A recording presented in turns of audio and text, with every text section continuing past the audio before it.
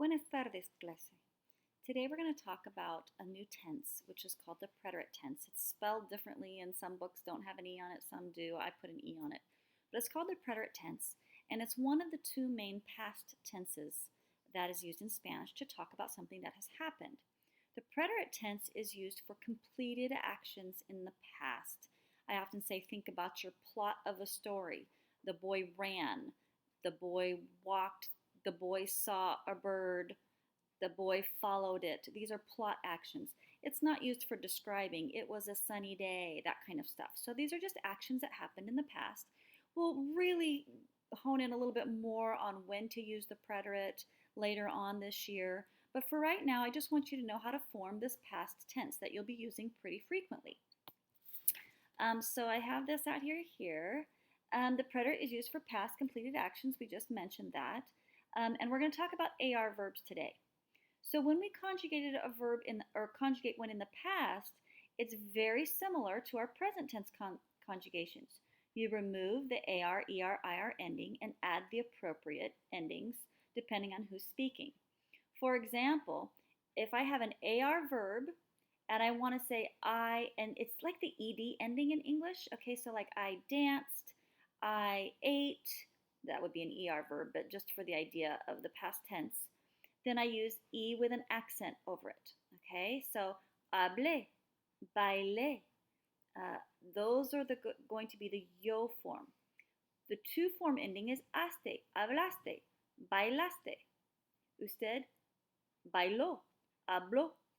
Ella bailó, habló. Nosotros hablamos, bailamos. Hablasteis, bailasteis. Hablaron, bailaron. Hablaron, bailaron. There's a couple things that you need to notice here. And I bet you've probably already noticed that the nosotros is the same as the present tense. So how would you know if someone did this yesterday or did it today? The context. And this happens in English, read, read. If you're reading a book, you see R-E-A-D, and you go by the context to say whether the person said, I read that yesterday, or I read that every morning. It's spelled the same, but you use the surrounding context to decide whether it's present tense or past tense.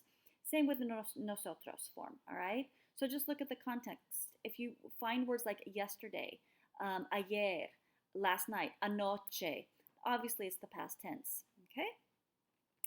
Other things to notice here, these have accents as well. And if I didn't put an accent on there, what would it be? Hablo. Without an accent is I speak.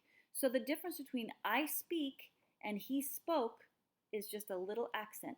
So make sure those accents are there. In my class, I do mark down if I don't see an accent because it makes a difference between what the person is reading. If they read hablo versus habló, it's a completely different sentence.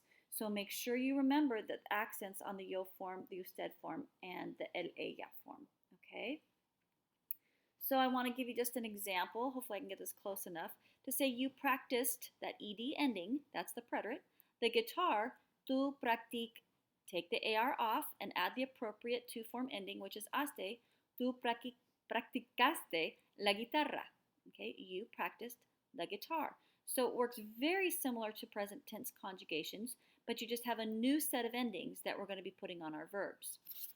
I have some practices for you, and I'm going to have you practice them, and then I'll move down the paper so you can see the answer. So let's say you wanted to use the usted form of bailar. You're not going to use bailé because that's the yo form. What ending would you use? You can either pause or I'll count to 5 in my head and then we'll go on. Okay, let's look at what form you used. Did you use bailó? That's the correct ending for you danced. That o ending changes it from like, it was baila, that was you dance. But now we've changed it to bailó, you danced with an ed on it, okay? Let's try the next one. Can you give me the nosotros form of montar?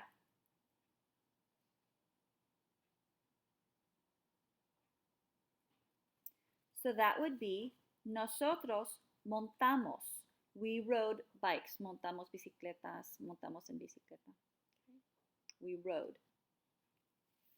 Oops, let's try the next one if I don't give you the answer ahead of time. How about the ellos form of tocar? The English translation will be they played. We're looking for that ed ending, the past tense. They played. Ellos tocaron. Let's do one more with tú. Tú hablar.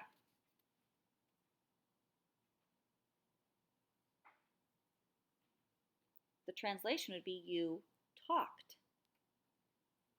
The conjugation would be tú hablaste. All right? Hopefully this is not a confusing topic.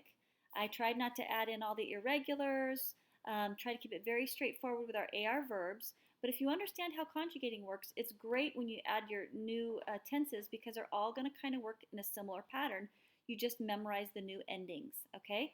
Haste, o, amos, hastes, aron, aron. All right? Hasta luego and buena suerte.